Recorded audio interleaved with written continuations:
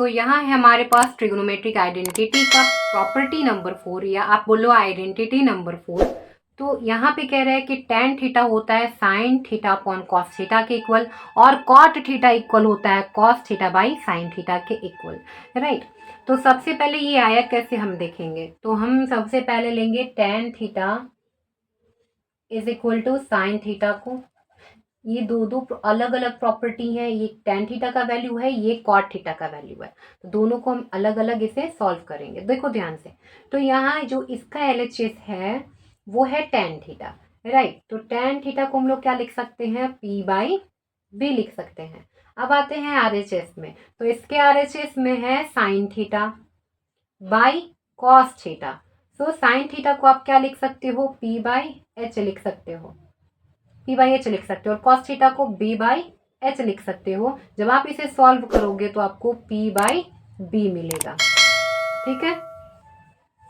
तो आप बोलोगे कि ये भी P बाई B के इक्वल है, RHS भी और LHS भी P बाई B के इक्वल है, इसीलिए क्या हो गया कि tan थीटा इक्वल हो गया sine theta by cos theta के।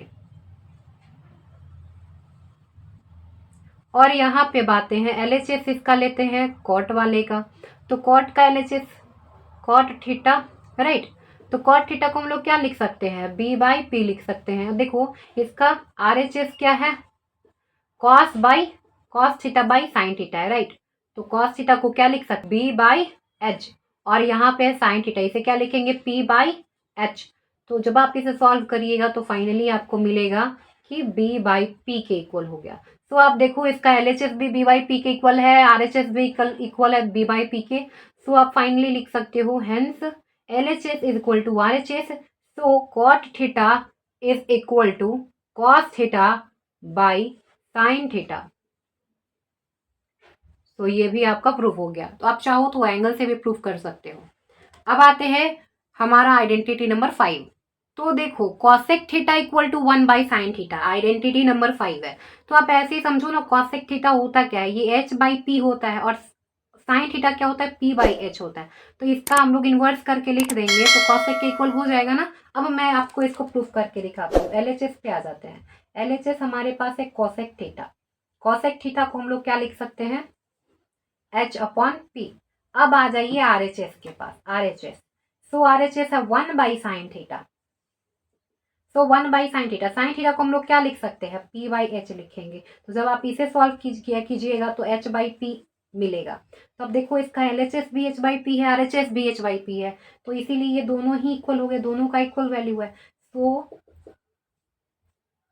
Cosec theta is equal to 1 by sine theta, correct. तो ये प्रूफ हो गया।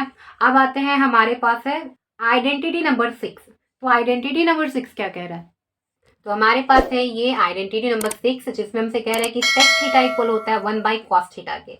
तो आप यहाँ पे देखो, जैसे आपने अभी आइडेंटिटी नंबर 5 किया वैसे यहाँ पे करना है। सेक थीटा का क्या होता है वैल्यू, तो ये होता है H बाई B, राइट। और कॉस थीटा का क्या होता है, ये होता है B बाई H। तो हमारे चीज में यहाँ पे देखेंगे, तो आप जैसे ही इसको सॉल्व कीजिएगा तो ये नीचे है फ्रैक्शन में, इसके डिनोमिनेटर में, तो ये ऊपर जाएगा पलट जाएगा, H बाई B हो जाएगा। तो अब देखो दोनों का LHS RHS दोनों क्या है, इक्वल हैं, इसीलिए हम क्या बोलेंगे, इसीलिए जो सेक थीटा है भाई किसके इक्वल हो गया, 1 बाई कॉस के इक्वल हो गया। तो ये आपकी इतनी सारी प्रॉपर्टीज थी जो आपको याद रखना है, एंड यहाँ से हम एग्जाम्पल्स के क्वेश्चन करना स्टार्ट करेंगे। So thanks for watching. Keep learning with DST tutelage.